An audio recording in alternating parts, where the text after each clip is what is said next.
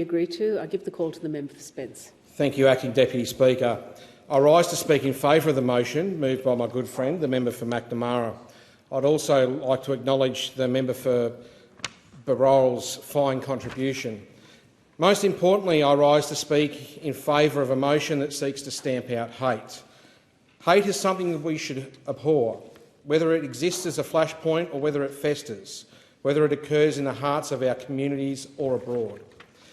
Anti-Semitism has existed throughout the centuries in varying forms, though with many common similarities and themes.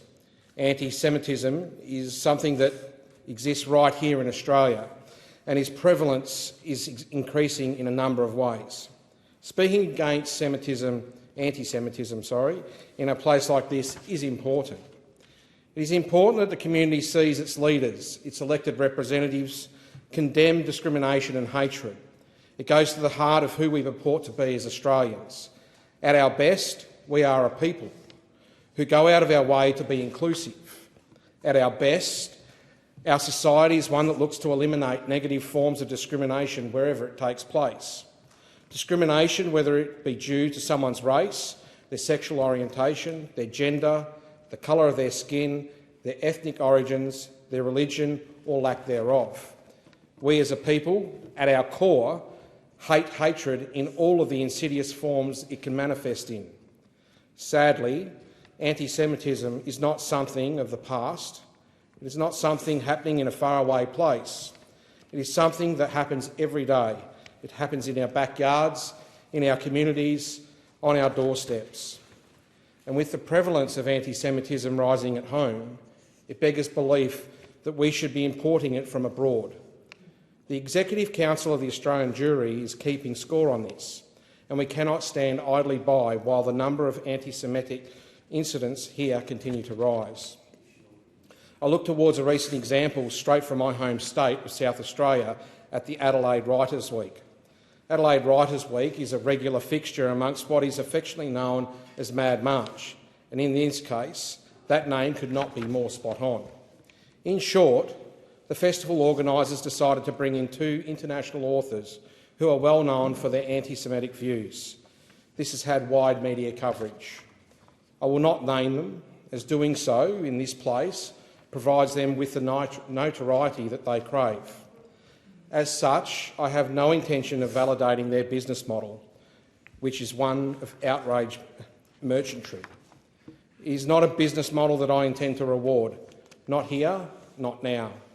Quite plainly, I wish the organisers of Adelaide Writers' Week had the cognizance to have the same level of good judgment. They may say that they have zero tolerance for hate speech, and I most definitely believe there's sincerity in this. But this explains the importance of maintaining an established definition of what anti-Semitism is. And this is what the International Holocaust Remembrance Alliance, IHRA, has endeavoured to do across several countries and jurisdictions across the globe. Whilst it may not be as simple as it's set out, a number of examples are provided to encompass a number of different circumstances where this definition would apply. Some who are against IHRA definition point to the broad-based nature of this, almost as if includes but is not limited to is not regularly incorporated in some form or another of laws we make. I wish there were more time permitted to speak to the contention used by many that the IHRA definition is an affront to academic freedom, an affront to free speech. To that point, I'd ask them a simple question, one which I hope is seen as being about animus without rancour. What is it that, when looking at this definition of what anti-Semitism is, what is it that you would like to say? What is it that they would condone being said that would otherwise be prescribed as anti-Semitic by the IHRA definition? Acting Deputy Speaker, I'd like to think that we have moved on from saying that everyone has a right to be bigots.